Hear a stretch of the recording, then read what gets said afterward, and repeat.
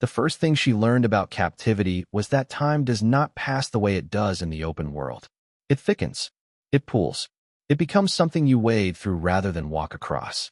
Days lose their edges, and nights blur into one another until the only way to survive is to count breaths, heartbeats, the cracks in the ceiling, the memories you replay so often they start to feel like lies. For 6 long years, this was her universe. For walls, a locked door, and a silence that screamed louder than any sound. Her name, once spoken with laughter by friends and family, had become something she repeated only inside her head.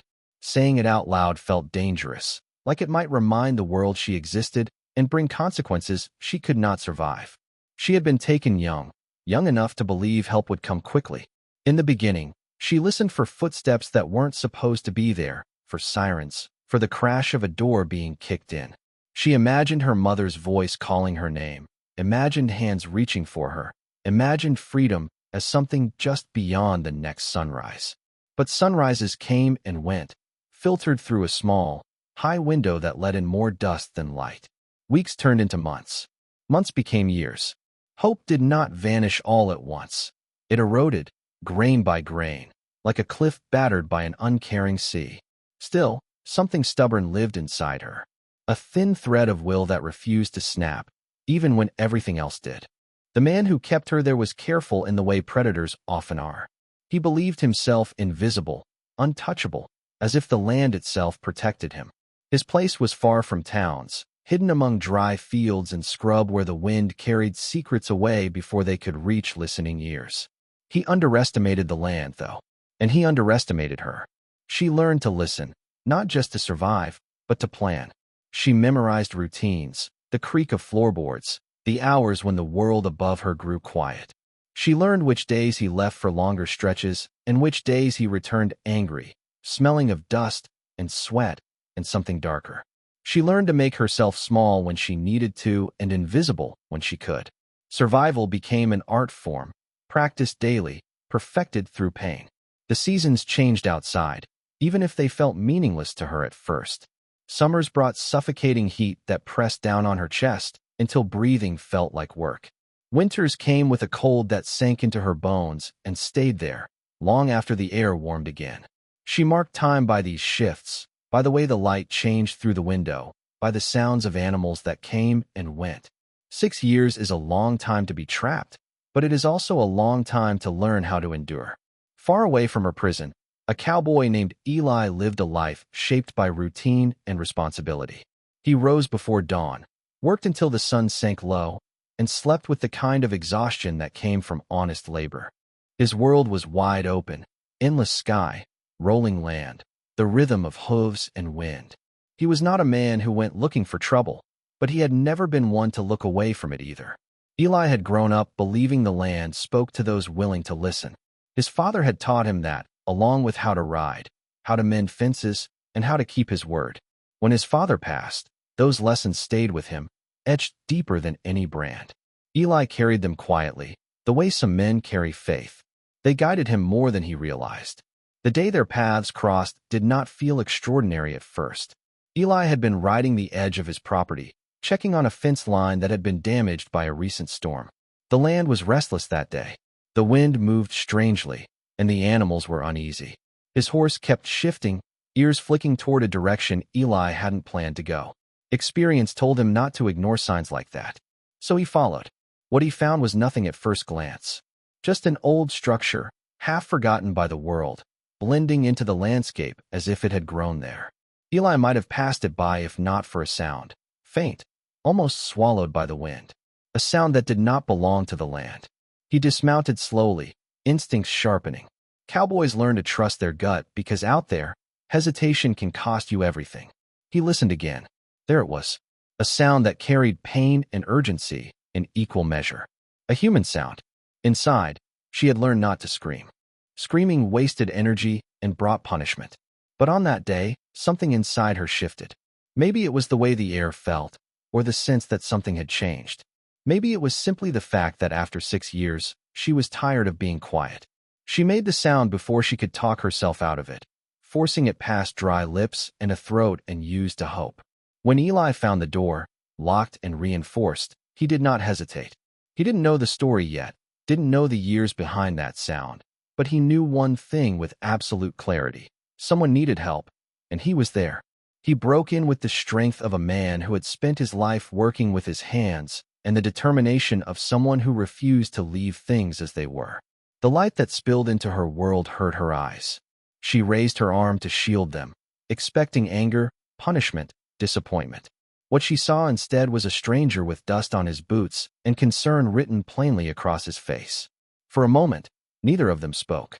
6 years of silence met a lifetime of open skies. "You're safe," Eli said finally, his voice low and steady. "I've got you." Those words did something to her. They cracked the shell she had built around herself, the one that had kept her alive but also kept her alone. She didn't cry at first. She couldn't. Tears came later, after the shock wore off, after she understood that the door behind her was truly open. Freedom was not a single moment. It was a process, messy and overwhelming. The world was louder than she remembered, brighter, faster. Every sound made her flinch. Every open space felt both miraculous and terrifying. Eli stayed with her through it, offering his jacket when she shivered, his horse when walking became too much, his presence when words failed. Authorities came, questions were asked, and truths long buried were dragged into the light.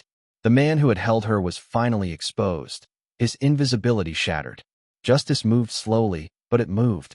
And through it all, Eli never treated her like a problem to be solved or a story to be told. He treated her like a person. Healing did not come quickly. There were nights when she woke gasping, convinced she was back in that room. Days when the smallest things, an unexpected noise, a locked door, a shadow, sent her spiraling. But there were also moments of wonder. The feel of grass under her bare feet, the taste of fresh water, the sound of laughter that surprised her when it escaped her own mouth. Eli never rushed her. He understood, perhaps better than most, that the land heals in its own time. You don't force growth, you create space for it. He taught her to ride, letting the steady movement of the horse ground her when her thoughts raced. He showed her how to watch the horizon without fear, how to breathe with the wind instead of fighting it.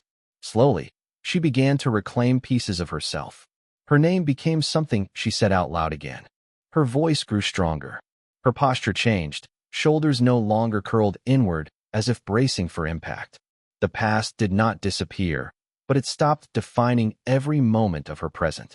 Their bond grew not from grand gestures, but from quiet consistency.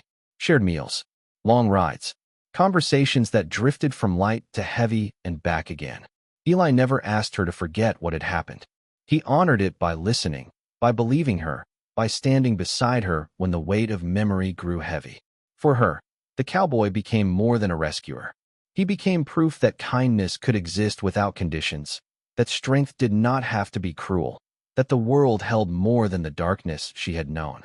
For Eli, she became a reminder of why looking closer, listening harder, and acting when something feels wrong matters more than comfort or routine. 6 years of captivity had taught her how to survive. Freedom, with all its challenges, taught her how to live again. She began to imagine a future, something she had not allowed herself to do for a very long time. Not because she forgot the past, but because she refused to let it be the only chapter of her story. If there is one thing her journey shows, it is that fate can change in a single moment, but only if someone chooses to act. A sound heard, a gut feeling followed, a door opened. Sometimes, the difference between endless darkness and the first taste of light is one person willing to step toward the unknown instead of away from it.